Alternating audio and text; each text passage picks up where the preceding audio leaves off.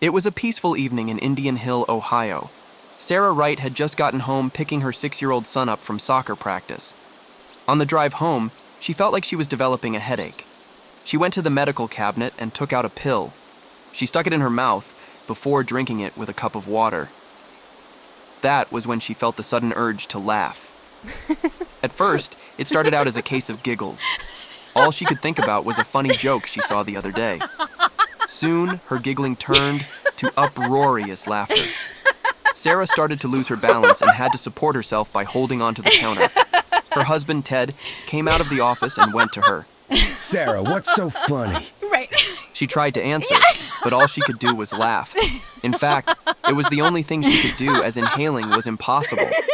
She could feel her jaw painfully remain rigid in a smile, as she could not close her mouth. Her lungs were practically trying to break through her rib cage. She collapsed onto the floor as her husband dialed 911 on his cell phone. She could barely make out his voice.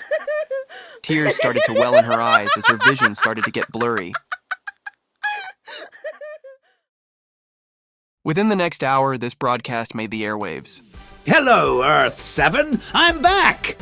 The Joker announced from the same stage as before. Now, first order of business. I'd like to announce an official business partnership with Vought International as their new spokesperson. Because let's face it, folks, no one is more suited to such a task than yours truly. I mean, seriously, the last one was only suited for milk commercials. At Vought Tower, Homelander destroyed the television in his room with his laser vision upon hearing that. Not to mention the guy before that train wreck, too. I mean, who seriously taught that guy how to sing? Not the military, as far as I can tell. Anyway, I digress. You see, Vought's Compound V is spreading around Gotham and other cities like candy on Halloween. So I thought I'd put my trademarked formula into their stuff as part of a new sweepstake I like to call Joker's Wild. Joker said as a poster saying Joker's Wild dropped behind him. It was written in green paint with pictures of his trademark Joker card next to it. So first and only rule of this sweepstake, if you die, then congratulations, you've won.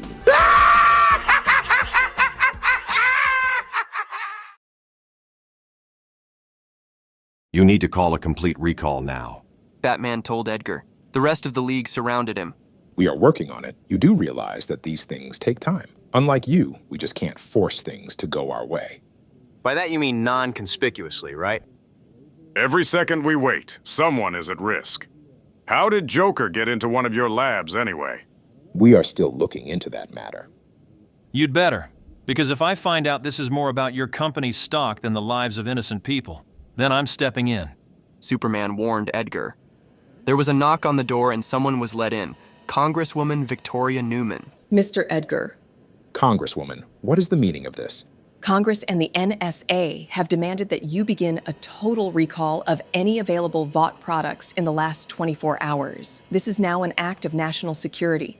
I can assure you we are doing the best we can in light of this contamination. Edgar said, but was interrupted when Neuman put down the warrant on his table. Your best is not enough. This was signed by a Supreme Court justice, and Vought has to do exactly what it says, or else you'll end up in a federal prison. As this happened, Batman kept his eyes on Neuman. You seem suspicious. John telepathically told Batman. I was reviewing the footage of the congressional hearing. All the casualties died seconds after she looked at them. I also watched Homelander's interruption of her protest against him. Her eyes were on him at all times. You believe that she is Vaught's controlled opposition? Yes, but I need proof. We will follow your demands and hasten our efforts in this recall. You may leave. With that said, Neuman left the room unaware that Batman and Martian Manhunter were keeping an eye on her. What kind of proof? Blood.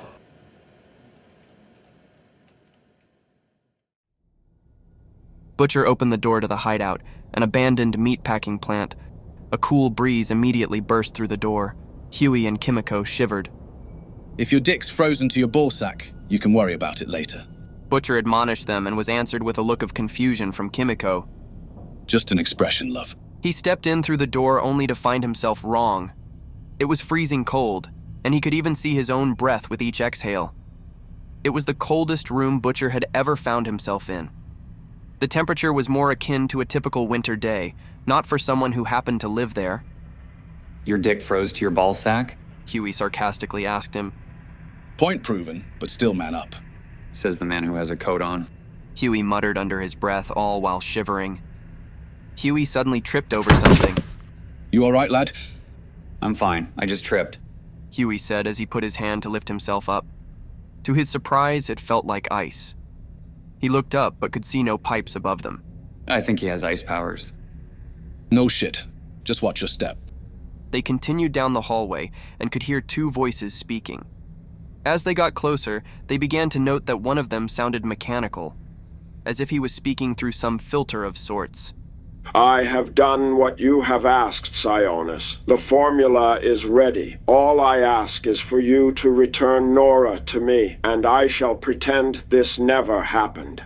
Butcher peeked out the door and saw the source. It was a man wearing a form of power armor not unlike Tech Knight.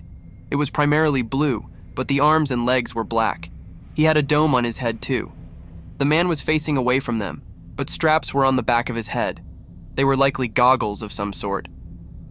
The more uncanny aspect was his skin, which Butcher could have sworn was an icy blue. He was looking down at something, possibly a video screen. I'm afraid I can't let you do that, Freeze. I've been getting troubling reports. Word on the street is that Penguin and Two-Face also have it. That was not a part of your arrangement. Freeze protested. Despite the obvious anger, his tone was collected. I know, which is why I am changing the agreement. You don't have a problem with that, do you? He questioned in a threatening manner. If Cobblepot and Dent have the formula, it's no use to them at the moment.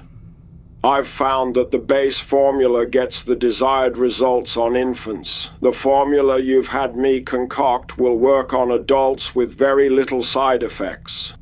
The boy's eyes widened with horror upon hearing that. Vought had spent years trying to perfect Compound 5 so that it could be injected safely into adults. All of their labs and resources only got them close, according to Lamplighter. This man managed to do that with very limited resources in a matter of weeks. Thanks for the information. Now you've proven to be my most valuable asset. I want this to be confidential. I don't want the competition getting their hands on this. Unless you want me to get your wife out of that pod she's been stuck in for many years. You will regret this, Sionis. Let's hope for Nora's sake that I don't. Sionis grimly replied. Freeze turned around and went back to his desk. It was there they could all see his red goggles. He started to tinker with some of the equipment presently laying on there. I say we kill him. Kimiko nodded, though it was clear there was some form of reluctance. Do we really have to kill him? I mean, it sounds like he could be helpful. Really, why's that? Butcher asked, rolling his eyes. Sounds like Black Mask has his wife. We could ask him for info about Black Mask's base if we promise to save his wife. All right. Good idea. But what if he doesn't trust us? What if he decides to tell all the other psychos in this shithole of a city about his new formula? What if he decides to sell it on the streets? What if Vought hears about this? Hughie tried to think of a retort. You need to stop expecting so much from Soups, Hughie. He was about to step in when he saw Kimiko had already entered the room. She slowly, quietly, went over to Mr. Freeze, until he turned around and fired his weapon at her. The sound was unlike anything they had ever heard before. It looked like a strange pistol, but instead of a bullet, it looked almost like snow. Almost instantaneously, Kimiko had been encased in ice. Hughie watched on in silent terror. Contrasting Butcher's disposition, who let out a quiet and frustrated shite upon seeing that. None of them dared to head back there, even though it killed them leaving Kimiko like that. Identify yourselves now. Freeze ordered. The boys refused to let out another word. So Freeze decided to end the silence by picking up the chair he sat on and threw it past the doorway with one arm. It broke into pieces once it hit the wall. Butcher realized he was trying to intimidate them, but he was mostly unfazed. However, Hughie's eyes bulged as his breathing started to pick up. Mr. Freeze started to walk towards them, holding his gun up. The sound of hydraulics echoed in the room with each step. Run! Butcher ordered as Hughie followed suit. Another blast from Freeze's gun hit the wall as the ice formed upon contact. Hughie narrowly ducked under it. He's got a fucking freeze ray. No shit. Butcher called out. Hughie screamed upon seeing Freeze step out of the doorframe. There is no escape. Freeze said as he could be seen from behind, as he fired another blast that hit the ceiling. What do we do? Get the hell out of here. Butcher replied upon seeing the door, until the same firing sound could be heard. The door was now encased with ice. New plan? Find another exit. What about Kimiko? She can heal from bullets and disembowelment. We'll have to get her back later. I'm sure frostbite can't kill her. It was the packing room, indicated by the heavy machinery spread throughout the room. The room was spacious with catwalks above them. Not to mention some of the offices could provide hiding spots. Furthermore, it was dark, which only irritated Freeze more. The main entrance opened up, and 6 of Black Mask's men entered. They all carried firearms, ranging from a pistol, 3 shotguns, and 2 assault rifles. All of them sporting similar masks like their boss. What the hell is going on, Freeze? We have 3 intruders, one of which I have dealt with. 2 remain here hiding. Freeze said before raising his gun and firing it at the door they had entered. What the hell was that for? You froze the only other door out! No one leaves this room until they are found. They might know sensitive information. He told them as he started the search. Information your employer wants me to keep private, and if it doesn't, I will hold you all accountable. Spread out and find them! You see anyone you don't recognize, shoot them on sight! No, I want them alive for questioning. Yeah, what gives you the right, Frosty? Almost instantly, Freeze fired his weapon at the mouthy henchman. He was frozen even worse than Kimiko. While they were covered in ice, the henchman looked like an ice sculpture. The pistol in his hand fell along with his hands, which shattered like glass upon hitting the floor. Freeze immediately continued his search for his assailants. Spread out and find them! Another of Black Mask's men ordered the rest as they fanned out. Meanwhile, Butcher and Hughie were hiding in a nearby office located above the catwalks. You stay here. Butcher ordered him.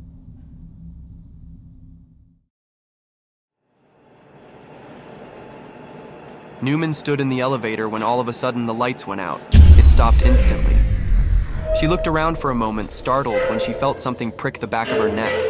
That only heightened her paranoia when the lights turned on a moment later. She rubbed the back of her neck. When she took off her hand, she saw a dead wasp on her palm. She laughed off, realizing what the prick was. On top of the elevator was Batman, who had managed to get a blood sample from Neuman and planted the wasp. Now he needed to go back to Gotham and run a blood analysis. Hughie followed Butcher through the dark hallways of Mr. Freeze's hideout. They could hear Black Mask's henchmen looking for them. Their hope was to find a window or somewhere else they could escape from. In the shadows, they could see a human silhouette for a second. Shots. Deathstroke had his pistol out and fired several shots at their torsos. They could see Deathstroke fully in armor as his shots illuminated the hallway. They both fell apparently dead on the floor, and Deathstroke touched the earpiece on his helmet. They're down, both of them. You're sure? If their hearts are on the left side of the chest, I'm sure. Butcher pulled out his shotgun and hit Deathstroke twice in the chest. He fell, and Butcher and Hughie got up and ran. They faced a pair of goons, and Butcher shot them both by surprise. He and Hughie got down to get their machine guns. Hughie was having trouble breathing. Get your lungs out of your throat. It's not so bad. It's like getting punched. Hughie opened his jacket and took out the 4 bullets attached to his vest. This is way worse than getting punched. As more goons came in, Butcher and Hughie gunned them down. Hughie didn't release the trigger even after they were down and kept screaming. Save the bloody bullets for later. I'm sorry. Butcher put his gun up and realized Deathstroke was back. He tried to shoot, but as he raced towards him, Deathstroke deflected the bullets and even shielded himself with his sword.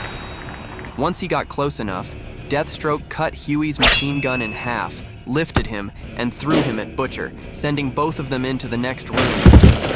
When Deathstroke came back with his sword, Butcher pushed Hughie out of the way and fought Deathstroke with his crowbar. He was no match and was kicked back on the ground. Deathstroke was ready to decapitate him when a table full of chemicals was thrown against him. Deathstroke cut the table in half with his sword, revealing Hughie behind it. Deathstroke hit Hughie with his blade instead of killing him. It simply sent him to the ground as the blade broke from being covered in chemicals. Deathstroke pulled out his pistol and aimed for Hughie's head. The frozen trigger broke and fell on the ground. Suddenly, Deathstroke was hit on his right side by Butcher's crowbar. A mercenary with a huge blind spot. Butcher taunted with a grin. Does Black Mask give you a special parking spot? Deathstroke pulled out his other gun, also frozen and broken in half. He then realized his weapons were no good after Hughie gave him a chemical bath with Mr. Freeze's equipment. So Slade removed his belt and most of his armor, which fell frozen on the floor as he closed his fists ready for a fight. Butcher held his crowbar tightly. This guy has powers. But Batman doesn't, and still kicked this cunt out to the curb more than once. Butcher attempted to hit Deathstroke with the crowbar, but he ducked and returned with 2 punches to Butcher's face, knocking him down. You're no Batman. Hughie! Get over here! Trying to go, Hughie's shoe's sole stuck on the floor. It melted into it. A large round chemical flask was on the floor and dripped a strong acid so powerful it was melting the ground itself. Hughie grabbed the acid flask and planned to throw it at Deathstroke, but in the struggle with Butcher, Hughie couldn't aim correctly and wouldn't risk hitting Butcher. An idea came to him, and he left taking the flask with him. Butcher's face was bruised. Fighting Deathstroke was like fighting a tank too fast to land punches. He kept protecting himself with his arms, but even those were bruised already. Butcher managed to land a powerful hit on Deathstroke's throat, pushing him away. When Butcher attempted to use the moment to attack Deathstroke, he was kicked in the chest and thrown against the shelves, hitting the wall and breaking them. Butcher caught his breath on the floor. Deathstroke was getting himself back together after the punch to the throat. You were SAS. Right on the money. Butcher said while he took chains that were on the shelves and rolled them on his fist. I beat a SAS before. I beat Soups before. Butcher got up and attacked Deathstroke, held his body, and threw several punches with the chains to his head. Deathstroke switched his position, held Butcher with his arm, and pressed his throat. Butcher bit Deathstroke's arm, and his teeth sank into his flesh, but that didn't do anything. Please, Deathstroke said, offended that he thought this would work. He was about to faint when he decided to get up and ram Deathstroke's body against the wall. Butcher aimed for where the broken shelf was and stabbed Deathstroke's back with the supporter, several times, piercing his shoulder and back several times until it was red with blood, and Butcher had the strength to break out of his clutches. Butcher fell on the floor and spit out the piece of Deathstroke's arm. Hughie ran through Mr. Freeze's hideout until he got to a room where Mr. Freeze and Black Mask's goons were. He was immediately received with bullets and a freezing ray and couldn't go in. He knew the goons and Mr. Freeze were about to go get him, he was afraid, but had to do it fast. Hughie showed himself on the entrance again, obscuring his head with his arms as he hurled the flask of acid. He was shot and fell to the ground, mostly on the vest, but a bullet hit his arm and he was bleeding. You've got terrible aim, young man, Mr. Freeze said as he was about to kill him. Suddenly, the sound of cracking. The flask of acid hit Kimiko's ice. It was melting and breaking. She jumped out of the ice and attacked Mr. Freeze. The goons shot her, but the bullets didn't do anything. Kimiko ripped off the ribs of a goon and used it to stab another in the jaw. She ran to help Hughie, leaving Mr. Freeze unable to move with his damaged armor. Butcher waved his crowbar around and used a piece of the shelf as a shield. Deathstroke kicked him to the ground, breaking his shield. Deathstroke was about to stomp Butcher's skull, but he grabbed the broken glass from the table and threw them at his eye. Butcher kicked Deathstroke's legs, knocking him onto the ground. You fight dirty, Deathstroke said, as he blindly searched for Butcher. Butcher covered his mouth with one hand so Deathstroke wouldn't hear him breathing, took off his boot with the other hand. Butcher threw his boot to the other side of the room, and Deathstroke attacked, believing it was his step. Butcher hit Deathstroke's head from behind with his crowbar. He caught the chains and attempted to wrap them around Deathstroke's neck, but Butcher was thrown back on the ground and received a punch that broke his nose. He put his thumb inside Deathstroke's eye, and he could feel the glass. Deathstroke dislocated his shoulder. Even with the blood and the glass, Butcher could see in Slade's pupil that he could still see him. and could see the rage in his eye. That next punch was going to crush his skull. He knew it. Tear gas covered the entire room, and they heard the steps of a squad entering. GCPD, hands in the air! Slade was ready to ignore them and still kill Butcher. A bullet was shot and hitting him off Butcher as the police tried to take them in. The scene was closed. Mr. Freeze was being put in a truck back to Arkham, and the coroners were taking the bodies of the goons. Captain Harvey Bullock took an electronic device out of his pocket with the symbol of a bat in it. Hey there, Batgirl. It's Oracle. Right. Things changed. Deathstroke escaped and put 5 of my guys in the ambulance in the process, but we're lucky he didn't kill anybody. He almost killed this Butcher guy. He could barely walk, but we got him. Just him. And the others? Nowhere to be seen. But hey, we caught the leader. Count that victory. You gotta be shitting me. What is it, Harvey? Bullock found the patrol car where Billy Butcher was. Empty. Not just that, the passenger door was ripped out raw and there was the mark of a small hand printed on it. 1 block away from the scene, Hughie tried to keep up with Kimiko while he had a bullet in his arm. She was carrying Butcher, and they all hid behind a dumpster when a patrol car passed by.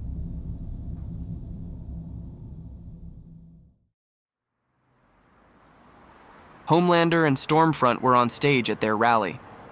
Very few people were around. Most of the seats were empty. Only a couple of supporters with signs with written messages like, "Our Earth, our heroes," and other similar messages. Stormfront checked her phone. Lots of open space waiting to be occupied. That's not possible. It's all over social media, not just generally, but for people in this area, people who live close. This is it. No one else is coming. We have to start. Homelander put on his fake smile and prepared his microphone to address the crowd. Before he said anything, a familiar face approached. It was Blue Hawk, whose jaw was wired shut, followed by more people wearing shirts with his name and signs of support for Homelander and Stormfront. Blue Hawk waved to them. Hey guys, we got Blue Hawk here. Just showing my support, I also brought my friends and family. Okay, if everybody is here. From far away, Homelander saw a new crowd approaching. Youngsters, college-aged. Are those Godolphin University students I see? Wow, you are the future. It's so good to see you here. You know what? Can you wait 5 more minutes? I got a feeling we have more supporters coming. He said, and he and Stormfront smiled at each other. Sure enough, more people came. C-listers and D-lister heroes, military rejects who wanted to enlist just for a shot of getting Compound V. And parents, many parents with soup children, kids and babies with shining eyes. Homelander finally started speaking. Whoosh, not gonna lie, I was worried there for a second. I thought nobody would show up. But you are here, the real Americans. You support the heroes of your country, the version of your country that counts. Because when they say Justice League of America, we all know they're not talking about our America. Homelander looked at the crowd, the parents with children, and pointed to a mother. Her baby was in a stroller covered with a transparent shield. Every now and then, the baby would shoot a blue laser against the shield. You, ma'am, you've got a beautiful child there. Can you tell us why you came here? Homelander took a microphone and gave it to her. The blonde woman wearing a flag-themed vest was nervous to speak in front of a crowd, but happy about the attention. Hi, my son was one of the last children who received Compound V, and Vought promised this would give him a better future, but now I'm afraid his powers won't mean anything since the Earth One people showed up. This is not right, Homelander said, showing empathy for the woman in front of the crowd. None of you should have to feel inadequate because of people who aren't even from here, while the whole world thanks them for fixing the mess they brought from their world. Don't let them fool you. The poisoned Vought products came from the clown from their universe, not ours. All that chaos and mayhem is something they are bringing in. Earth One people are dangerous. You all saw the footage of the alien invasions, the near apocalypse. They are destroying our culture and threatening our ways. Superman and Martian Manhunter are aliens, but aren't they all? They don't come from our planet. That makes them all aliens. They're not like us. They think they're better than us. Answer, folks, are they right? The whole crowd shouted no. Louder! Homelander got the response he wanted. Not Earth 7, not even Earth 1. This is Earth. This is America, and it's ours. How many people have to die by the hands of their monsters for the world to see that this pacifist shit doesn't work? Right now, Vought is making deals with them despite everything, and we work for Vought. But you know what? That doesn't matter. We are here for you, but we ask you to be here for us, especially those who have powers. We don't have to stand down. We can't stand down. Applause echoed loudly, and people chanting the names of Homelander and Stormfront. Some of them shine lights from their bodies, showcasing their powers while screaming their support. Homelander looked at Stormfront with a terrifying smile. She put her hand on his shoulder and kissed him.